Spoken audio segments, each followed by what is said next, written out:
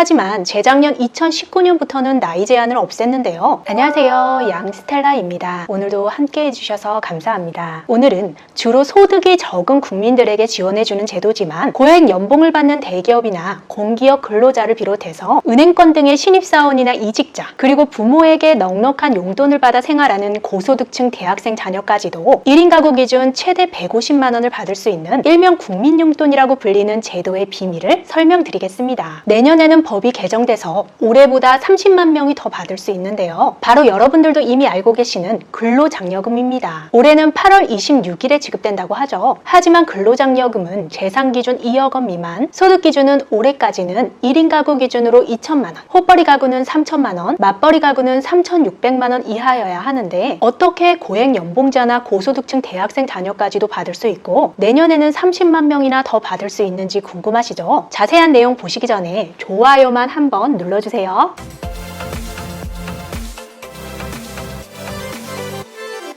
원래 근로장려금 제도는 일은 열심히 하지만 소득이 적어서 생활이 어려운 저소득 가구에게 더 열심히 일할 수 있도록 동기부여를 하고 경제적 지원을 통해서 자립을 돕기 위한 취지로 2008년에 처음 도입됐고 2009년에 처음 장려금이 지급된 제도입니다. 처음에는 결혼한 부부를 대상으로 지원 대상을 선별했다가 사회적 추세에 맞게 1인 가구도 대상에 포함했는데요. 국세청에서 고소득자의 근로소득세를 걷어서 저소득층 근로자에게 재분배하는 시스템이라서 대상자 기준이나 선별에 대해 신중해야겠죠. 그래서 1인 가구의 경우에는 독거노인의 경제적 어려움 등을 고려해서 연령 제한을 두고 60세 이상 고령자만 신청할 수 있게 했습니다. 하지만 재작년 2019년부터는 나이 제한을 없앴는데요. 이때부터 20대 청년들도 연소득이 기준금액보다 적으면 근로장려금을 받을 수 있게 됐습니다. 그래서 앞에서 고소득층 대학생 자녀까지도 받을 수 있다고 말씀드렸죠. 주거급여 같은 기초생활보장제도의 경우에는 만 30세 이하의 자녀는 세대 분리를 하더라도 결혼을 하지 않았다면 부모님의 가구 소득을 함께 고려해서 수급 대상자로 선발하지만 근로장려금은 대학생의 경우 학교 기숙사도 가능한 세대 분리를 통해서 혜택을 받을 수 있습니다. 이때 부모님의 소득을 보지 않기 때문에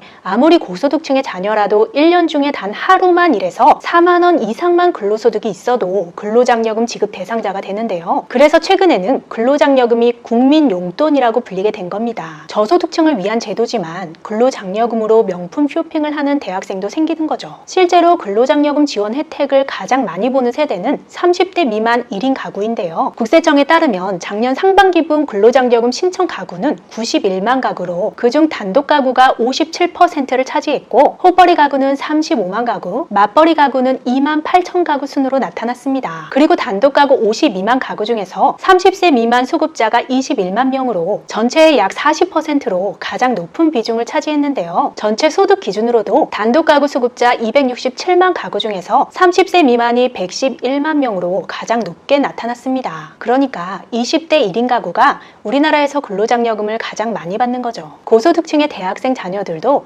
세대 분리만 하고 1년에 4만 원 이상만 소득이 있다면 근로장려금을 받을 수 있는 겁니다. 그러니까 20대에는 일단 세대 분리를 해놓는 게 유리합니다. 대기업, 공기업, 은행원 같은 고연봉자들도 근로장려금을 받을 수 있는 이유는 지난해 1년 총소득을 기준으로 하기 때문에 아무리 고액 연봉자라고 하더라도 하반기에 입사를 했다거나 이직을 위해 휴직을 해서 잠시라도 소득이 근로장려금 기준 소득 아래로 내려오면 국세청에서는 1년 근로소득세만 계산하기 때문에 고연봉 근로자들도 받을 수 있게 됩니다. 내년에 30만 명이 더 받을 수 있는 이유는 지난 7월에 발표된 2021년 세법 개정안 때문인데요. 상세 내용을 보면 서민 취약계층 지원을 위해서 내년부터 근로장려금 소득 상한 금액을 인상한다고 합니다. 현재 근로장려금 수급 기준에서 각각 200만 원씩 상승해서 내년부터는 단독 가구 2,200만 원, 호벌이 가구 3,200만 원, 맞벌이 가구 3,800만 원이 기준이 되고 연간 2,600억 원이 더 지원돼서 30만 명이 더 받을 수 있게 되는데요. 코로나로 인해 우리나라 국민들의 경제 사정이 K자 모양으로 벌어진다고 하죠. 그래서 근로장려금 혜택을 더 늘려서 고소득 근로자의 근로소득세를 저소득 근로자들에게 더 많이 재분배하고 저소득층의 근로 참여를 빈부격차를 유도해서 빈부격차를 조금이라도 줄이려는 정책이라고 할 수 있겠습니다. 이렇게 올해 2021년 소득분부터 적용을 하기 때문에 기존에는 최저임금을 받는다면 근로장려금을 받을 수 없었지만 내년부터는 1인 가구의 경우에는 올해 기준 최저임금 근로자도 근로장려금을 받을 수 있게 됩니다. 여러분들도 이제 기준 중위소득이 많이 익숙해지셨죠? 근로장려금은 기준 중위소득으로 하면 1인 가구일 경우에는 이제는 기준 중위소득 100%가 해당되고 헛벌이 맞벌이 가구는 기준 중위소득 65%에 해당됩니다. 이번 5차 재난지원금도 그렇고 최근에 정부 정책이